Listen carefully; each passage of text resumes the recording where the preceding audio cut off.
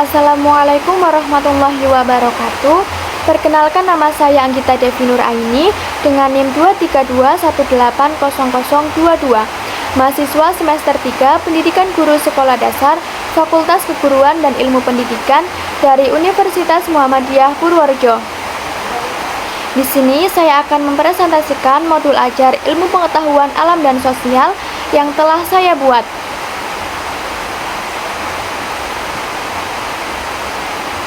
Yang pertama yaitu ada identitas modul, penyusun Anggita Devi Nuraini, instansi SD Negeri Sukamaju, tahun penyusunan 2025, jenjang sekolah dasar, mata pelajaran Ilmu Pengetahuan Alam dan Sosial, fase B, kelas 3, materi pembelajaran Denah Rumahku, alokasi waktu 2 kali 35 menit. Selanjutnya, kompetensi awal. 1. Peserta didik mampu memahami konsep denah. 2. Peserta didik dapat mengaplikasikan pemahaman terkait konsep denah dalam kehidupan sehari-hari. Kemudian, ada profil pelajar Pancasila. 1. Beriman, bertakwa kepada Tuhan Yang Maha Esa dan berakhlak mulia. 2. Berkebinekaan global. 3. Bergotong royong. 4. Mandiri. 5. Bernalar kritis. Dan yang keenam, kreatif. Selanjutnya ada sarana dan prasarana. Yang pertama, sumber belajar yaitu Kemendikbudristek tahun 2022 Ilmu Pengetahuan Alam dan Sosial untuk SD kelas 3, penulis Amalia Fitri dan kawan-kawan, dan juga internet. Yang kedua, peralatan pembelajaran. 1. Laptop, 2. LCD, 3. Alat tulis, 4. Buku tulis, 5. Gambar berseri, dan yang keenam, LKPD. Yang ketiga, ada media pembelajaran yaitu PowerPoint dan media gambar berseri. Lalu ada target peserta didik yaitu anak SD kelas 3. Kemudian model pembelajaran yang digunakan yaitu problem based learning kooperatif tipe gambar berseri.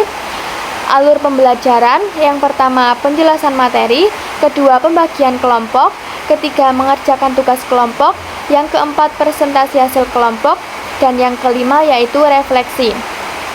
Kemudian ada komponen inti yang terdiri dari capaian pembelajaran, elemen capaian pembelajaran, dan juga tujuan pembelajaran.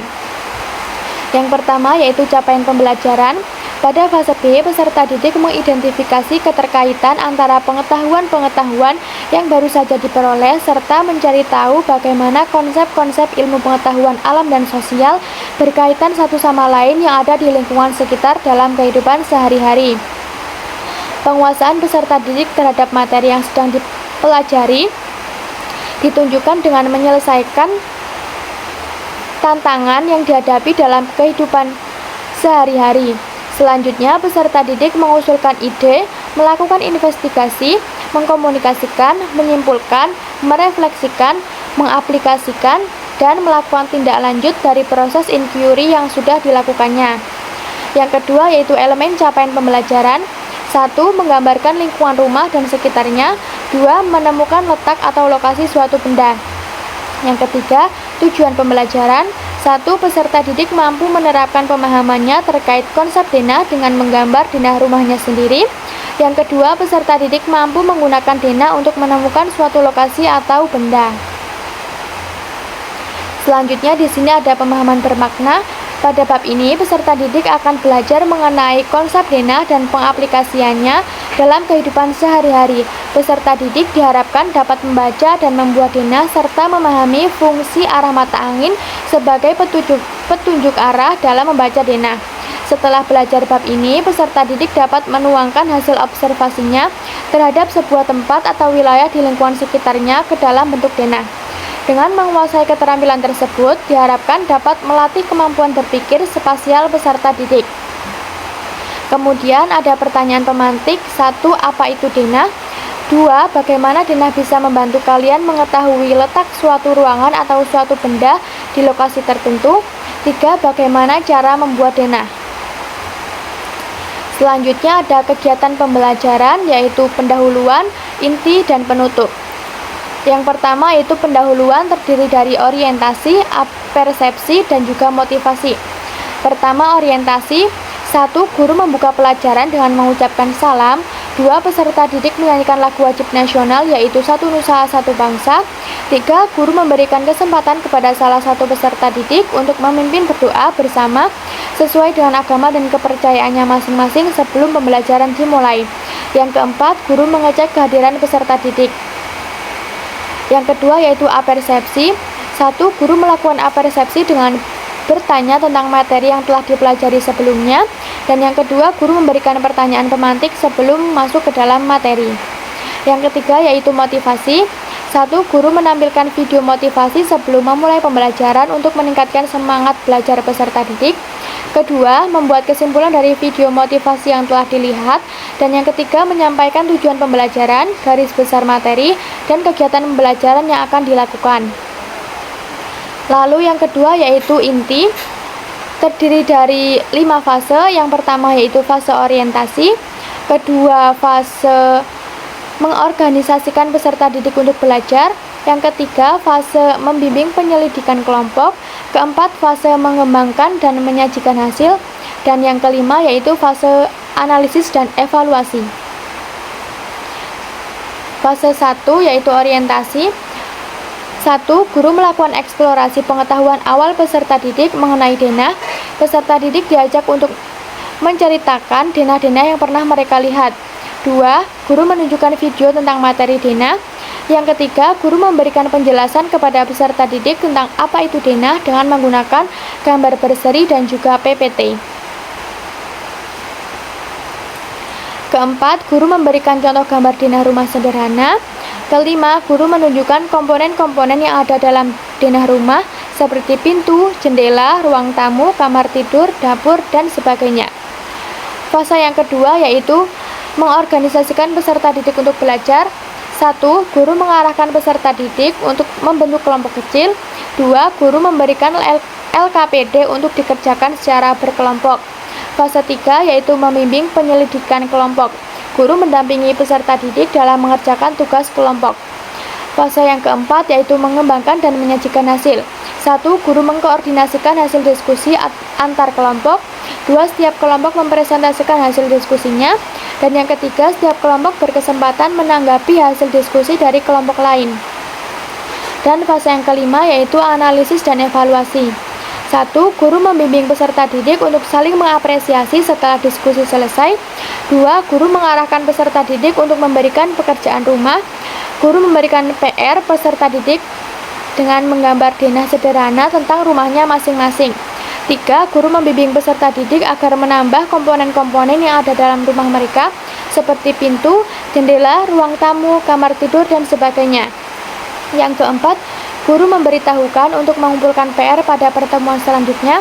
Dan yang terakhir, guru mengarahkan peserta didik untuk melakukan evaluasi hasil belajar mengenai materi yang telah dipelajari peserta didik secara mandiri. Dan yang ketiga yaitu penutup.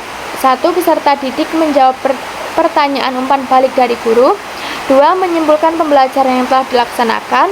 3. Guru memberikan motivasi dan mengingatkan untuk mempelajari materi yang akan dibahas pada pertemuan selanjutnya. Dan yang keempat, pembelajaran diakhiri dengan doa bersama yang dipimpin oleh salah satu peserta didik dan guru mengucapkan salam untuk menutup pembelajaran. Selanjutnya yaitu ada asesmen atau penilaian. Yang pertama ada asesmen diagnostik yang terdiri dari pertanyaan-pertanyaan untuk mengukur pengetahuan peserta didik. Lalu yang kedua ada asesmen formatif yang terdiri dari tugas kelompok dan juga tugas individu. Lalu ada afektif atau sikap, profil pelajar Pancasila, terdiri dari gotong royong, mandiri, bernalar kritis, kreatif, dan beriman kepada Allah Subhanahu wa Ta'ala dengan kriteria penilaian seperti pada tabel. Kemudian ada kegiatan pengayaan dan remedial. Yang pertama, pengayaan peserta didik kepada peserta didik yang capaian kompetensinya sudah mencapai tujuan pembelajaran, guru memberikan kegiatan pengayaan yang lebih menantang. Dan yang kedua, remedial kepada peserta didik yang hasil belajarnya belum mencapai target, guru melakukan pengulangan materi dengan pendekatan yang lebih individual dan memberikan tugas tambahan untuk memperbaiki hasil belajar peserta didik yang bersangkutan. Selanjutnya ada materi. Denah rumah adalah gambar atau sketsa yang menggambarkan susunan ruang-ruang di dalam rumah dari pandangan atas. Denah rumah biasanya menggambarkan letak kamar, ruang tamu, dapur, kamar mandi, dan ruang lainnya secara jelas serta hubungan antar ruang tersebut. Selanjutnya yaitu LKPD. Nah, ini merupakan contoh LKPD kelompok yang saya buat. Kemudian ada referensi atau bacaan guru dan siswa. Bahan ajar buatan guru berdasarkan fase B Kementerian Pendidikan, Kebudayaan, Riset, dan Teknologi Republik Indonesia, dan juga buku panduan guru IPAS kelas 3 fase B. Kemudian ada alat dan bahan. Yang pertama ada laptop, LCD, alat tulis, buku tulis, gambar berseri, dan juga LKPD. Selanjutnya ada glosarium. Yang pertama ada denah, yaitu gambar yang menunjukkan letak kota, jalan, sungai, gunung, dan sebagainya. Dan yang kedua ada lokasi, yaitu letak atau tempat. Dan yang terakhir ada daftar pustaka, yaitu Kemendikbudristek tahun 2022, IPAS, Aku, dan Lingkungan Sekitarku, SD atau MI kelas 3. Sekian presentasi modul ajar yang telah saya buat. Kurang lebihnya mohon maaf. Wassalamualaikum warahmatullahi wabarakatuh.